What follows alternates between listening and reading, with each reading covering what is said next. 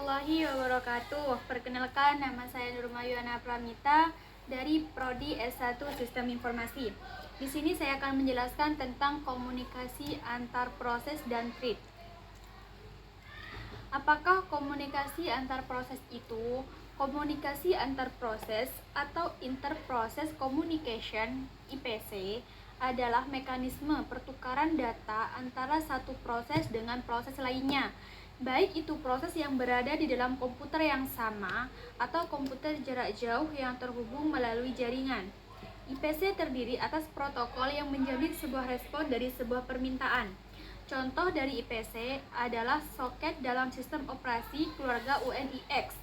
Dan juga ada beberapa metode yang dapat digunakan untuk IPC, seperti shared memory, mass spacing, dan bernama pipa. Jenis-jenis komunikasi terbagi menjadi dua, yaitu komunikasi langsung dan komunikasi tidak langsung. Pertama, saya akan menjelaskan tentang komunikasi langsung. Komunikasi langsung, bentuk komunikasi langsung adalah proses melakukan komunikasi langsung ke proses lain. Pada komunikasi langsung harus disebutkan nama proses secara eksplisit. Seperti contoh, send P pesan, mengirim pesan ke proses P, receive Q pesan, menerima pesan dari proses Q. Komunikasi tidak langsung. Pada komunikasi tidak langsung, pengiriman atau penerimaan pesan dilakukan melalui kotak surat atau mailbox. Sedangkan mailbox adalah suatu objek yang mana pesan-pesan ditempatkan oleh proses atau dapat dihapus. Tiap-tiap mailbox memiliki identitas unik. Dua buah proses dapat saling berkomunikasi hanya jika mereka saling menggunakan mailbox bersama-sama. Seperti contoh, send A pesan, mengirim pesan ke mailbox A, receive A pesan, menerima pesan dari mailbox A. Selanjutnya, sinkronisasi. Komunikasi antar proses memerlukan please by call untuk pengirim serta penerima data primitif. Terdapat rancangan yang berbeda pada implementasi setiap data primitif. Pengiriman pesan karena kemungkinan terdapat blocking atau tidak di-blocking, non-blocking yang dikenal dengan sinkronisasi atau asinkron. Pengiriman yang diblok. Proses pengiriman diblok sampai pesan diterima oleh proses penerima, receiving process atau oleh mailbox. Pengiriman yang tidak diblok. Proses pengiriman pesan dan mengalkulasi operasi. Penerima yang diblok. Penerima memblok sampai pesan tersedia. Penerima yang tidak diblok. Penerima mengembalikan pesan valid atau nol. Buffering adalah pelembutan lonjakan kebutuhan pengaksesan input atau output sehingga meningkatkan efisiensi dan kinerja sistem operasi. Alasan terjadinya buffering yaitu dalam suatu proses harus menunggu input atau output selesai sebelum proses dilakukan, dan halaman yang sudah ada harus tetap berada dalam memori utama selama input atau output. Buffering.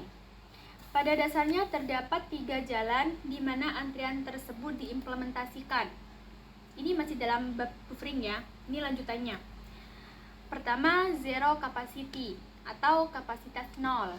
Kedua, bounded capacity atau kapasitas terbatas. Yang ketiga, unbounded capacity atau kapasitas tak terbatas. Terdapat 3 cara dalam buffering: single buffering, double buffering, atau circular buffering. Selanjutnya masuk dalam penjelasan thread. Apa itu thread?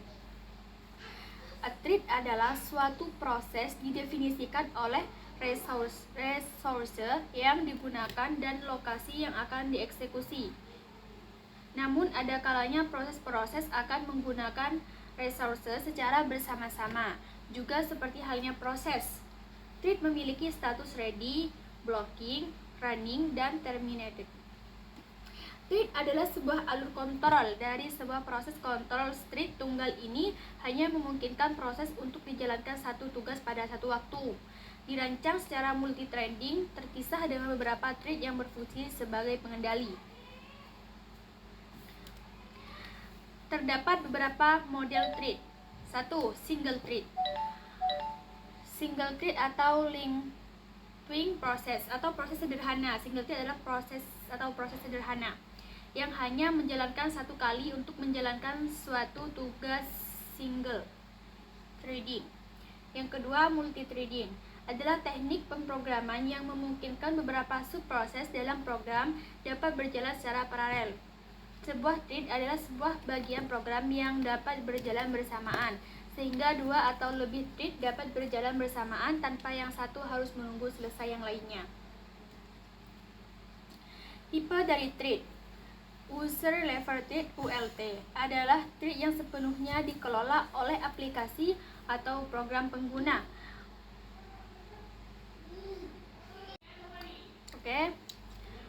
ULT diimplementasikan di lapisan pengguna dan tidak bergantung pada dukungan langsung dari sistem operasi. Mekanisme mengelola ULT sepenuhnya ditangani oleh pustaka atau runtime lingkungan tertentu.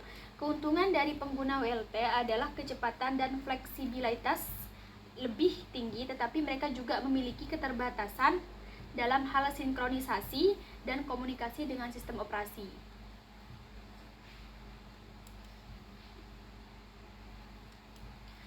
Selanjutnya, tipe dari thread yang kedua yaitu kernel level thread (KLT). Adalah thread yang dikelola langsung oleh sistem operasi. KLT diimplementasikan di lapisan kernel dan memiliki dukungan langsung dari sistem operasi. Setiap KLT memiliki konteks eksekusi, perjadwalan, dan lokasi dan alokasi sumber daya yang dikelola oleh sistem operasi. Selanjutnya, kelebihan dari thread ULT, user level thread. Ini kelebihan dari thread ULT. Yang pertama tadi adalah kecepatan dan responsivitas yang tinggi. Thread pengguna atau ULT dapat memiliki overhead yang lebih rendah dibandingkan dengan kernel level thread. Mereka dapat dibuat, dihentikan, dan dijadwalkan dengan cepat di dalam aplikasi tanpa melibatkan sistem operasi. Hal ini memungkinkan aplikasi untuk merespon input atau kejadian dengan lebih cepat dan memberikan pengalaman pengguna yang lebih responsif. Kekurangan thread ULT user level thread adalah keterbatasan sinkronisasi.